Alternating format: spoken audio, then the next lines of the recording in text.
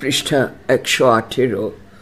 দুর্গা অন্ন ও অদন্তের নয় জফলা, অন্ন ও বন্য। শ্যামলকান্তি চক্রবর্তী। সপরিবারে গৃহস্থ হওয়ার আগে তিনি ছিলেন বন সুন্দরী অথবা পর্বত কন্দরবাসিনী।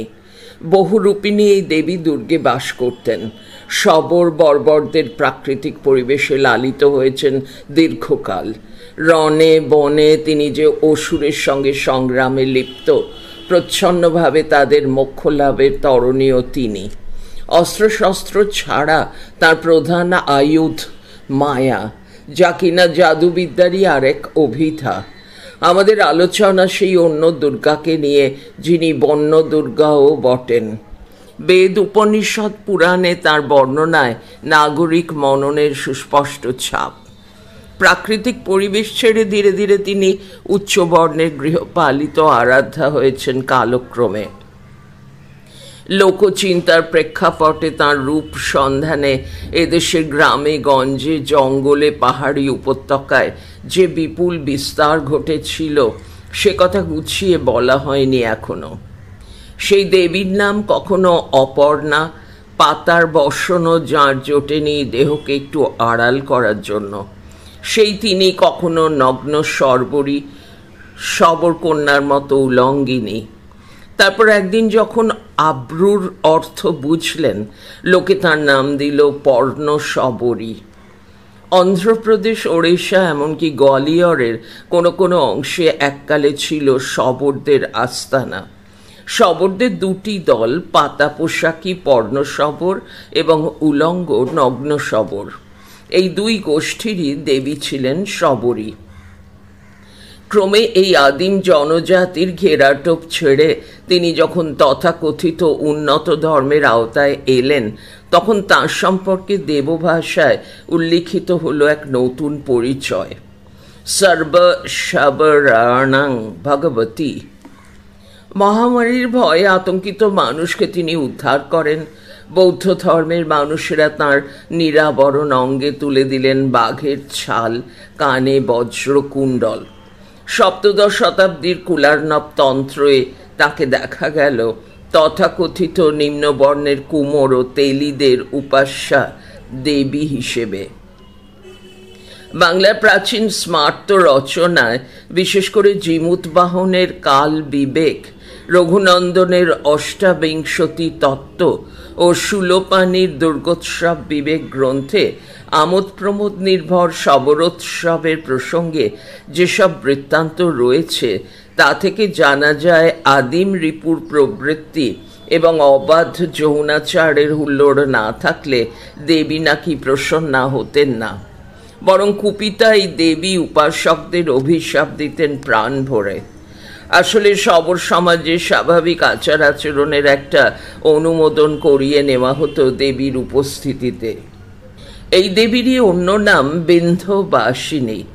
উত্তরের হিমালয় পর্বতের কন্যা কখন যে দাক্ষিণাত্যের বিন্ধ্য পর্বতে অন্য ধরনের মর্যাদা পেলেন, সে খবর জানতে হলে খুঁজতে হয় মহাভারতের পরিশিষ্ট হরিবংশ গ্রন্থের আর্যাস্তব 2.3.6-8 উদ্ধৃতি শুরু। হে মহাদেবী, তোমার নিবাস সেই ভয়ঙ্কর পর্বত চূড়ায়, গুহার গহ্বরে, নদী, অরণ্য এবং ঝোড়ো বাতাসের মধ্যে।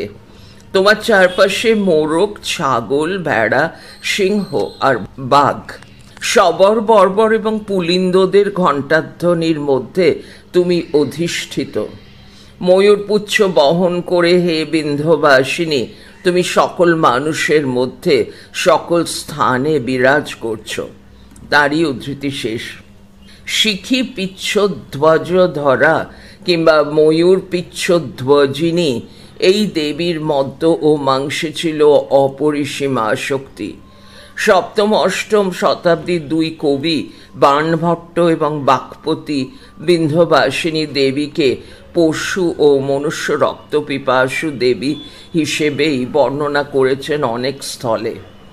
একাদশ শতাব্দীর সোমদেবের কথা সরিত সাগরে দস্যু ডাকাতেরা বিন্ধ্যবাসিনী দেবীর কাছে মানুষ বলি দিতে নিয়ে গিয়েছে বলে উল্লেখ আছে। পৃষ্ঠা 119। জিমুত বাহন কথা গল্পটি মনে পড়ে এ প্রসঙ্গে। ষষ্ঠ শতাব্দীর এক দক্ষিণ ভারতীয় গ্রন্থ শিলপদ্দিকারম, এতে একটা কাহিনী আছে। কোবালান আর কানক্কি নামে দুজন লোক তিরুচিরাপল্লী থেকে বনপথে মাদুরা যাচ্ছিল। গভীর অরণ্যে এক নিঃস্বাদ জাতি মারবারদের আস্তানায় পৌঁছে দেখতে পেল ধুমধাম করে পুজো হচ্ছে। দেবীর নাম কোবরবাই, একেবারে আমাদের দুর্গার মতো, মহিষের মাথায় দাঁড়িয়ে। বাহন যদিও সিংহ, সমমর্যাদায় হরিণও আছে সঙ্গে। কোবালন ও কানক্কি আরও দেখেছিল যুদ্ধে যাবার আগে গলা কেটে দেবীর কাছে রক্ত অঞ্জলি দিচ্ছে মারবার যোদ্ধারা। ওদের কাছে কোবরবাই বিজয়ের দেবতা, বনদেবী বলে আরণ্যক হরিণও তাঁর সঙ্গী। কোবালন ও কানক্কির এই গ্রন্থধৃত বর্ণনা মূর্তি পেল 400 বছর পর। দশম শতকের গোড়ার দিকে তাঞ্জোরে 2 মন্দিরে প্রতিষ্ঠিত হলো দেবীর 2টো মূর্তি। একটি পুণ্ডমঙ্গইয়ের ব্রহ্মপুরীশ্বর মন্দিরে, অন্যটি পুঞ্জইয়ের শিব মন্দিরে। সবরজাতীয় মারবারদের দেবী কোবরবাই এই 400 বছরেই উচ্চবর্ণের উপাসকদের পুজো অর্চনা পেতে শুরু করলেন। কালে তাঁর আসল নাম পরিচয় মুছে গিয়ে দুর্গারূপেই খ্যাতি রটে গেল। লোকে ভুলল 400 বছর আগে তিনি সবর ব্রাত্যদের দেবী ছিলেন। শিলপদ্দিকারম এর বর্ণনা মতো দক্ষিণ ভারতের এই মূর্তিতেও দুর্গা মহিষের কাটা মুন্ডুর ওপর দাঁড়িয়ে, তার 4 হাত, ওপরের ডান হাতের পেছন দিক থেকে ত্রিশূল দেখা যাচ্ছে। অন্যান্য হাতগুলোতেই শঙ্খ, চক্র কিংবা বরাভয় মুদ্রা। সবচেয়ে আশ্চর্যের বিষয়, দেবীর দুদিকে স্তম্ভের কুলুঙ্গিতে একই স্তরে সিংহ ও হরিণ পরস্পর মুখোমুখি দাঁড়িয়ে আছে। পুঞ্জইয়ের দুর্গামূর্তির চালচিত্রে দেবীর কাঁধের পাশ থেকে 2 পশু, সিংহ ও হরিণ, মুখ বাড়িয়ে আছে।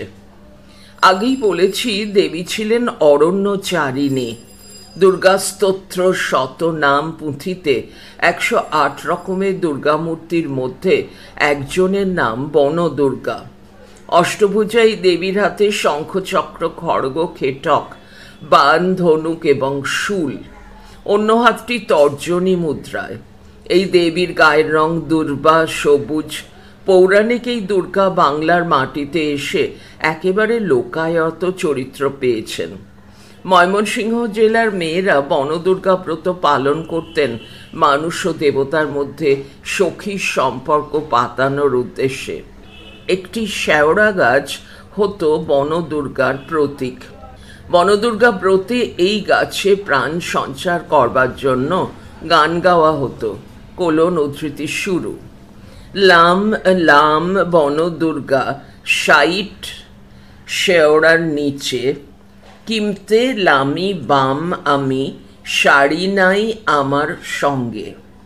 সইয়ারে পাঠাইয়া দিছি নসিরা বাজের স্বরে, শাড়ি যে আনিছেন সইয়ায় সিঙ্গি রায় বইলে। লাম লাম বনদুর্গা 60 শেওড়ার নিচে, কিমতে লামি বাম আমি, শঙ্খ সিন্দুর নাই আমার সঙ্গে। সইয়ারে পাঠাইয়া দিচ্ছি শম্ভুগঞ্জের হাটে, শঙ্খ সিন্দুর যে আনিয়াছে সইয়ার কাগজে বইলে। লাম লাম বনদুর্গা 60 শেওড়ার নিচে। দাঁড়িয়ে উদ্ধৃতি শেষ। এরকম বেশ কয়েকটি পার্বণ সঙ্গীত সংগ্রহ করেছেন অধ্যাপক আশুতোষ ভট্টাচার্য তাঁর বাংলা লোকসাহিত্য গ্রন্থে। 3য় খণ্ড 450-453। বনদুর্গা গাছে অধিষ্ঠান করেন বলে ব্রতিনী মেয়েরা গাছের ডালে শাঁখা, সিঁদুর, আয়না, চিরুনি, লাল হলুদ সুতো, 2 ভাগে পান সুপারি, 2 মুঠো গুড় মাখা চিঁড়ে দিয়ে পুজোর উপচার সাজান। আঙট পাতায় পিটুলি দিয়ে তৈরি দুটি মূর্তি ও কালো রঙের মাটির চুড়ি তৈরি করে রাখা হয় শেওড়া গাছের কাছে। কলা গাছের খোলায় ধান, চাল এবং দুটো হাঁসের ডিম দিয়ে সাজানো হয় দেবীর নৈবেদ্য। ব্রতের শেষে মেয়েরা সই সই বলে শেওড়া গাছের সঙ্গে 7 বার কোলাকুলি করেন। তারপর এক ভাগ পুজোর উপকরণ নিজের দিকে টেনে এনে অন্য ভাগ ঠেলে দেন শেওড়া গাছের দিকে। গান ধরেন। পৃষ্ঠা 120, উদ্ধৃতি শুরু। ভক্তিভরে পুজিবাম তোমারে গো, বনদুর্গা ভক্তি ভাবে, হংস কৈতর দিবাম জুলুঙ্গা ভরিয়া গো, বনদুর্গা ভক্তি ভাবে। নারী উদ্ধৃতি শেষ। ময়মনসিংহ, ঢাকা, শ্রীহট্ট ও বাংলাদেশের অনেক জায়গায় গ্রামদেবী বা বনদেবী হিসেবে বনদুর্গা পূজার প্রচলন আছে। ঢাকা জেলার অনেক অঞ্চলে পৌষ সংক্রান্তিতে চতুর্ভুজা, ব্যাঘ্রাসীনা, ব্যাঘ্রাম্বর পরিহিতা, নীল ঝিমুত শঙ্কাশা মূর্তি তৈরি করে বনদুর্গার পুজো হয়। পৌষ সংক্রান্তি ছাড়া বৈশাখ মাসের শনিবারে অমূর্তি বনদুর্গার পুজোর প্রচলন ছিল ঢাকায়। ময়মনসিংহে পুজোর সময় কোনো মূর্তি প্রতিষ্ঠিত হয় না। অনেকে মনে করেন বনদুর্গা শিবের কন্যা। ময়মনসিংহের লোকশ্রুতি অনুসারে দুর্গার একবার ইচ্ছে হলো শাঁখা পরবেন। স্বামী শিবের কাছে শাঁখা চাইলেন তিনি। ভোলানাথ শ্মশানে মশানে ঘোরেন, শাঁখা কিনে দেবার কানাকড়িটিও নেই। দুর্গা রাগ করলেন, অবুঝ হয়ে চলে গেলেন বাপের বাড়ি। এদিকে বুড়ো শিবের অবস্থা কাহিল। গৃহিণী সেবা যত্ন না পেয়ে এক শাঁখারির বেশে শিব উপস্থিত হলেন শ্বশুর বাড়ি। শাঁখা পড়তে গিয়ে শিবরূপী শাঁখারিকে চিনতে পারলেন দেবী। আনন্দে বিবশ হলেন, ঘনিষ্ঠ রাত কাটালেন কয়েকদিন। কিছুকাল পরে একটি কন্যা সন্তান জন্মালো দেবীর। ওদিকে বাবা মা জানতেন না শাঁখারিটি কে। লোকলজ্জার ভয়ে এক শেওড়া গাছের তলায় সদ্য জাতাকে রেখে এলেন দুর্গা। এই কাহিনীর সূত্রেই তিনি বনদুর্গা। আরেকটি গল্পে আছে, পঞ্চানন মহাদেব চতুর্ভুজ গণেশকে ডেকে বললেন, আমি পঞ্চমুখে নরলোকের জন্য কিছু কথা বলে যাব, তুমি লিখে যাও। গণেশ 4 হাতে 4 পর্বের কাহিনী লিখলেন। আর এক পর্ব বাকি রয়ে গেল হাতের অভাবে। যথাসময়ে সে কথা জানতে পেরে তিরস্কারে পঞ্চমুখ হলেন শিব। গণেশ গিয়ে হাজির হলেন মা দুর্গার কাছে। স্বামীকে বুঝিয়ে সুঝিয়ে শান্ত করলেন দেবী। বললেন, তোমার সমস্ত কথাই কণ্ঠস্থ করেছি আমি। নরলোকে আমি সে কথা প্রচার করব। কথা মতো পৃথিবীতে মেয়েলি আচার ব্রত প্রচার করেন দেবী। আর সেই ব্রত পার্বণ ঠিকমতো পালন করা হচ্ছে কি না দেখতে বনের নিভৃতে বাস করতে থাকলেন বলে তার নাম হলো বনদুর্গা। বনদুর্গার মূর্তি অতি বিরল। তবে ওড়িশার মেঘেশ্বর মন্দিরে বনদুর্গার একটি সুন্দর মূর্তি আছে দ্বাদশ শতাব্দীর। সূর্য দেবতাও বাংলাদেশের কোনো কোনো অঞ্চলে দুর্গা পদবী নিয়ে পুজো পেতেন। পূর্ণিমার রাতে সধবা মেয়েরা কুষ্ঠ ব্যাধির আরোগ্য ও পুত্র সন্তানের কামনায় একে রাল, এ কয়কার, বৈষ্ণ রয়াকার, ঊর্ধ্বকমা ল, একে রাল দুর্গার ব্রত পালন করেন। রাল শব্দটির পূর্ব ময়মনসিংহে রাউল হিসেবে উচ্চারিত হয়। রাউল অর্থে সূর্য অথবা ধর্মদেবতা। রাল দুর্গার ব্রত কথাটি এই রকম। কৈলাস পর্বতে হরপার্বতী পাশা খেলছেন। বরুড়, ব বৈষ্ণরয় হর্ষৌ ডয় শূন্য র, বরুড় নামে এক ব্রাহ্মণ শিব দুর্গার জন্য তখন ফুল তুলছিলেন। খেলতে খেলতে দুর্গা বললেন, কার জিত? শিবও জিজ্ঞেস করলেন, কার জিত? মাতৃভক্ত ব্রাহ্মণ বললেন, মায়ের জিত। শুনে তো শিব অগ্নিশর্মা। ব্রাহ্মণকে অভিশাপ দিলেন, তোর কুষ্ঠ হোক। সঙ্গে সঙ্গে যন্ত্রণায় কাতর ব্রাহ্মণ ছটফট করতে লাগলেন। উদ্ধৃতি শুরু। কৃমির কামড়ে বিপ্র পরিত্রাহী ডাকে, রক্ষা করো হর পার্বতী পড়িলাম বিপাকে। তারই উদ্ধৃতি শেষ। ব্রাহ্মণের কান্নায় বিচলিত হয়ে দেবী ভগবতী তাঁকে উপদেশ দিলেন সূর্যের উপাসনা করতে। দেবী দুর্গা উপদেশ দিয়েছিলেন বলে এই ব্রতের নাম রাল দুর্গার ব্রত। ব্রতকথার অন্য একটি ভাষ্য থেকে জানা যায়, একদিন লক্ষ্মীনারায়ণ পাশা খেলছিলেন, এক ব্রাহ্মণ তাঁদের সাহায্যকারী হলেন। ঠিক করা হলো যদি লক্ষ্মী হারেন তবে ব্রাহ্মণ ভস্মীভূত হবেন, পৃষ্ঠা 121। আর নারায়ণ যদি হারেন তবে সে কুটে আতুর, কয়হস্য টয়কার কুটে, তয়হস্য বৈষণ্য রাও, কুটে আতুর হবেন, অর্থাৎ সে কুষ্ঠ রোগে আক্রান্ত হবে। নারায়ণ হেরে গেলেন, ব্রাহ্মণ কুটে আতুর হয়ে রাস্তায় শুয়ে রইল। রাজার মেয়ে ইচ্ছামতি সেই পথে শিব পুজোর জন্য ফুল তুলতে চলেছে। আতুর ব্রাহ্মণ তাকে পথ ছাড়ে না। ওদিকে শিব পুজোর বেলা হয়ে যায়, ব্রাহ্মণ নাছোড়। ইচ্ছামতি আমার পড়ার ভুল হয়েছে, ওটা ইচ্ছামতি হবে। ইচ্ছামতি প্রতিশ্রুতি দিল পথ ছেড়ে দিলে সে স্বয়ম্বর সভায় ব্রাহ্মণকেই বরণ করবে। ফলে ইচ্ছামতির বিয়ে হলো ব্রাহ্মণের সঙ্গে। বনের এক কুটিরে আতুরের সেবায় রাজার মেয়ের দিন কাটে। এইসব দেখে লক্ষ্মী দেবীর বড় দয়া হলো। তিনি রাল দুর্গা ব্রতের নিয়মকানুন শিখিয়ে দিলেন রাজকন্যাকে। অঘ্রাণ থেকে মাঘ এই 4 মাসের অমাবস্যা থেকে পূর্ণিমা পর্যন্ত দুপুরবেলায় এই ব্রত পড়তে হয়। ফাল্গুনী পূর্ণিমায় সূর্যদেব তুষ্ট হলেন। কুটে আতুর ব্রাহ্মণের শরীর কন্দর্পের মতো সুন্দর হয়ে উঠল। রাল দুর্গার পুজো করে স্বামী স্ত্রী অনেক ধনদৌলতের অধিকারী হলেন। উদ্ধৃতি শুরু। আমি কুষ্ঠ পড়েছিলাম কৈলাস শিখরে, কোপ করে সদাশিব সেপে ছিল মোরে, দশা দেখে ভগবতী দয়া বিতরিল। উদ্ধৃতি শেষ। আবার উদ্ধৃতি শুরু। অথবা ইনি কুষ্ঠ পড়েছিলেন কৈলাস শিখরে, কোপ করে সদাশিব সেপে ছিল এঁরে, দয়া করে ভগবতী দয়া বিতরিল, সেই ব্রতর ফল ইহারে ফলিল। ড্যাশ উদ্ধৃতি শেষ। বাংলাদেশের আরেকটি লৌকিক স্ত্রী দেবতা শুভ দুর্গা। এরও কোনো মূর্তি নেই। ঘরের মধ্যে কলাপাতায় একটি ছোট্ট মুছি বা খুঁড়িতে চালের গুঁড়ো ও দুধ কলা রেখে ব্রতিনী ব্রত কথা বলেন। ময়মনসিংহ জেলার এই ব্রত কথায় এক বিধবা ব্রাহ্মণী ছেলেকে মাছ মাংস খাওয়াবে বলে জেলেনির কাছ থেকে মাছ আনলেন।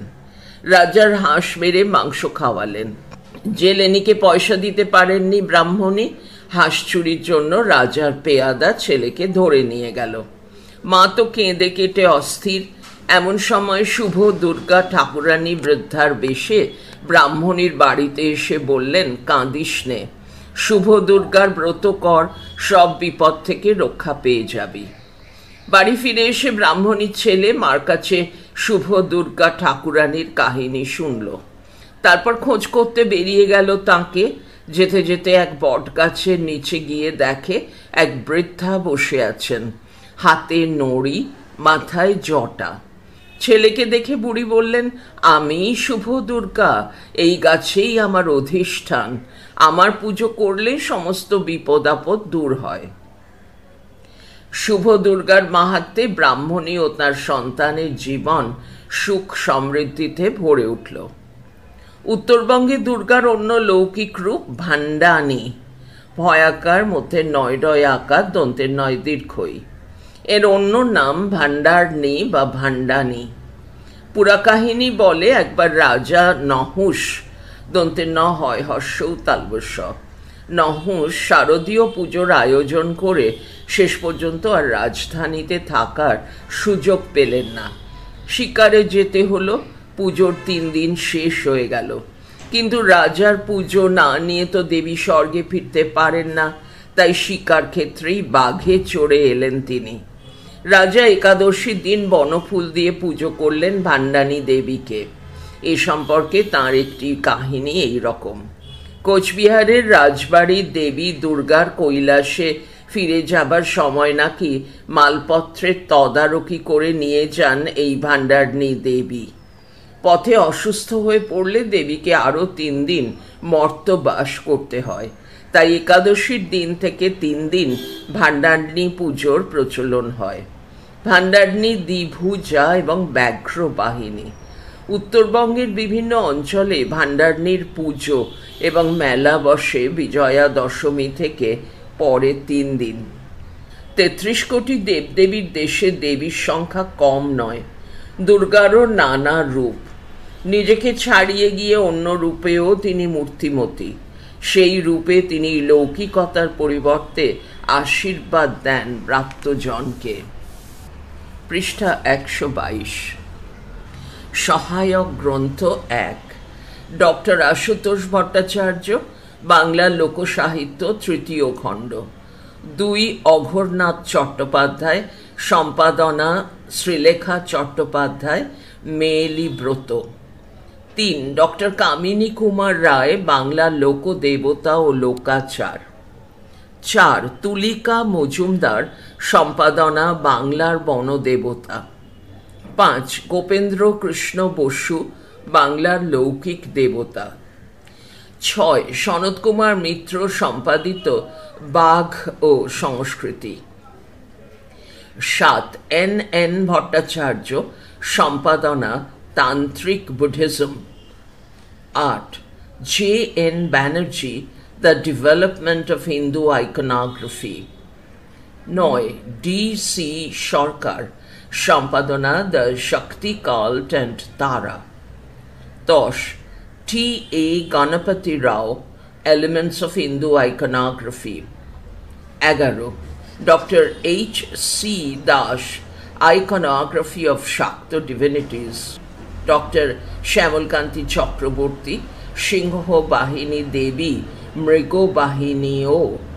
আনন্দবাজার পত্রিকা, 18 অক্টোবর 1969। নিচে বন্ধনীর মধ্যে লেখা লোক সংস্কৃতি গবেষণা পত্রিকা, শ্রাবণ আশ্বিন 1407। অর্থাৎ এখানে অধ্যায়টি প্রকাশিত হয়েছিল।